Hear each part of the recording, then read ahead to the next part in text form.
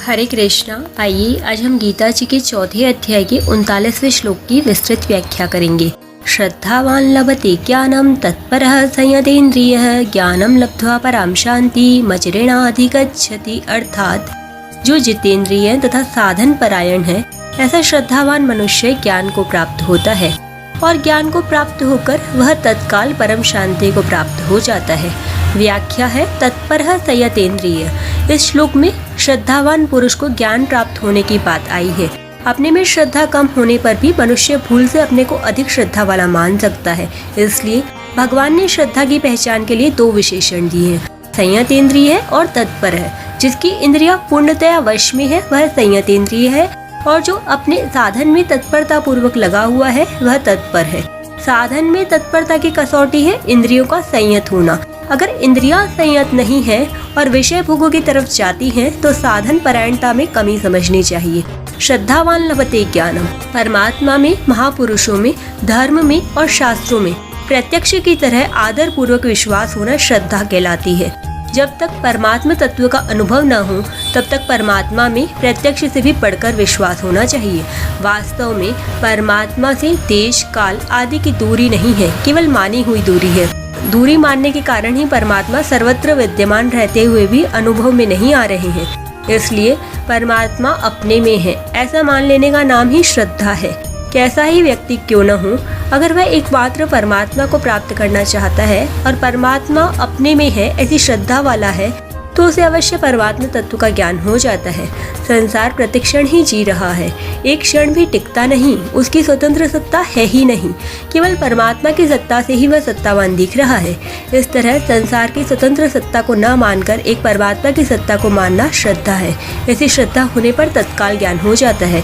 जब तक इंद्रियां संयत न हो और साधन में तत्परता न हो तब तक श्रद्धा में कमी समझनी चाहिए।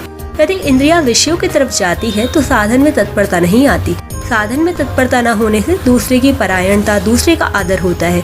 जब तक साधन परायणता नहीं होती तब तक श्रद्धा भी पूरी नहीं होती। श्रद्धा पूरी न होने के कारण ही तत्व के अनुभव में देरी लगती है, नहीं तो नित्य प्राप्त तत्व के अनुभव में देरी का कारण है ही नहीं। इसी अध्याय के 34वें श्लोक में भगवान ने गुरु के पास जाकर विधि पूर्वक ज्ञान प्राप्त करने की प्रणाली का वर्णन करते हुए 3 साधन बताए, प्रणिपात, परिप्रश्न और सेवा। यहाँ भगवान ने ज्ञान प्राप्त करने का एक साधन बताया है श्रद्धा। 34वें श्लोक पे उपदेशयन्ति पद से गुरु के द्वारा केवल ज्ञान का उपदेश देने की बात आई है। उपदेश से ज्ञान प्राप्त हो जाएगा ऐसी बात वहाँ नहीं आई, परंतु इस श्लोक में लभते पद से ज्ञान प्राप्त होने की बात आई है। तात्पर्य है कि 34वें श्लोक में कहे साधनों से ज्ञान प्राप्त हो जाएगा ऐसा निश्चित नहीं है, परंतु इस श्लोक में कहे साधन से निश्चित रूप से ज्ञान प्राप्त हो जाता है। कारण कि 34वें श्लोक में कहे साधन बहिरंग होने से, कपट भाव से तथा साधारण भाव से भी किए जा सकते हैं, परंतु इस श्लोक में कहा साधन अंतरंग होने से, कपट भाव से तथा साधारण भाव से नहीं किया जा सकता। इसलिए ज्ञान की प्राप्ति में श्रद्धा मुख्य है। ऐसा एक तत्व या बोध है जिसका अनुभव मेरे को हो सकता है और अभी हो सकता है, यही वास्तव में श्रद्धा है। तत्व भी विद्यमान है, मैं भी विद्यमान है और तत्व का अनुभव करना भी चाहता हूँ, फिर देरी किस बात की।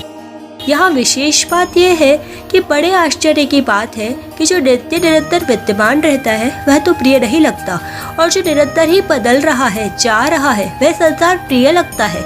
इसमें कारण यही है कि जिस संसार की एक क्षण भी स्थिति नहीं है, जो निरंतर ही अभाव में जा रहा है, उसे हम स्थायी मान लेते हैं। स्थायी मानने के कारण ही उससे स्थायी सुख लेना चाहते हैं, जो सर्वथा असंभव है। सुख लेने के लिए हम संसार में अपनापन कर लेते हैं, जो किसी भी काल में अपना नहीं है। अपनी वस्तु वही है जो हमसे कभी अलग नहीं होती।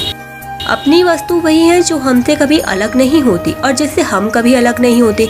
यदि संसार अपना होता तो प्रत्येक परिस्थिति हमारे साथ रहती, परंतु न तो परिस्थिति हमारे साथ रहती है और न हम परिस्थिति के साथ रहते हैं, इसलिए वह अपनी है ही नहीं। जिन अंतःकरण और इंद्रियों से हम संसार को देखते हैं उन्हें भी हम भूल से अपने मान लेते हैं, परंतु इन पर भी हमारा कोई अधिकार नहीं चलता। अंतःकरण और इंद्रियों से संपूर्ण संसार प्रलय की ओर जा रहा है, उसकी स्थिति है ही नहीं। संसार की प्रतीति मात्र होती है, इसलिए इसकी प्राप्ति कभी हो ही नहीं सकती। संसार अपने स्वरूप तक पहुंच ही नहीं सकता। पर स्वरूप सब जगह सत्ता रूप से विद्यमान रहता है। संसार का स्वतंत्र अस्तित्व नहीं है, पर अपना अस्तित्व नित्य निरंतर रहता है। स्वरूप का अर्थात अपने होने पर प्रत्यक्ष अनुभव होता है।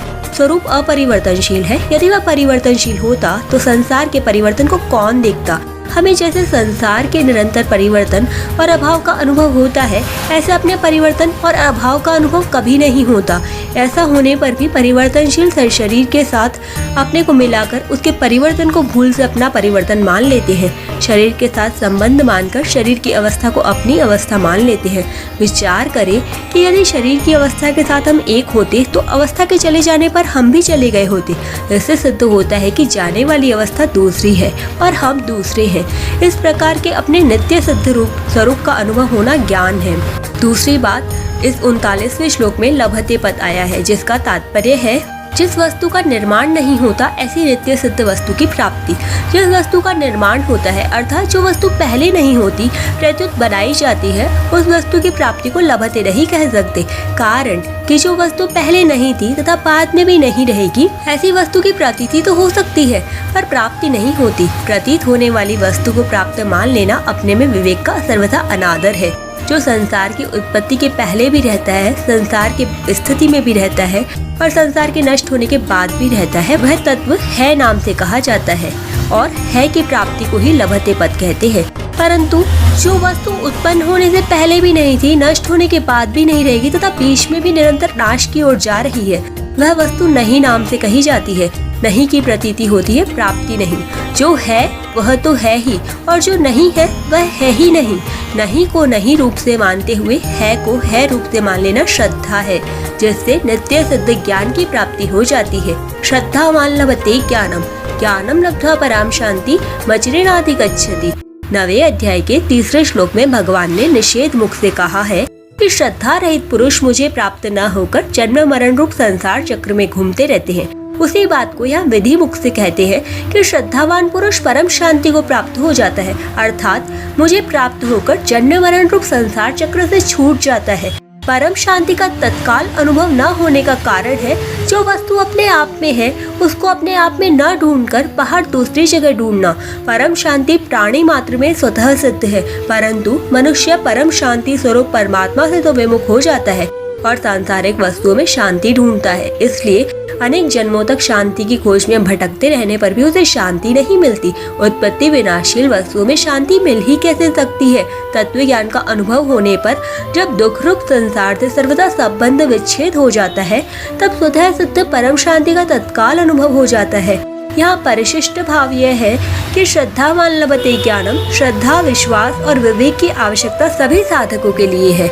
हाँ, कर्म योग तथा ज्ञान योग में विवेक की मुख्यता है और भक्ति योग में श्रद्धा विश्वास की मुख्यता है।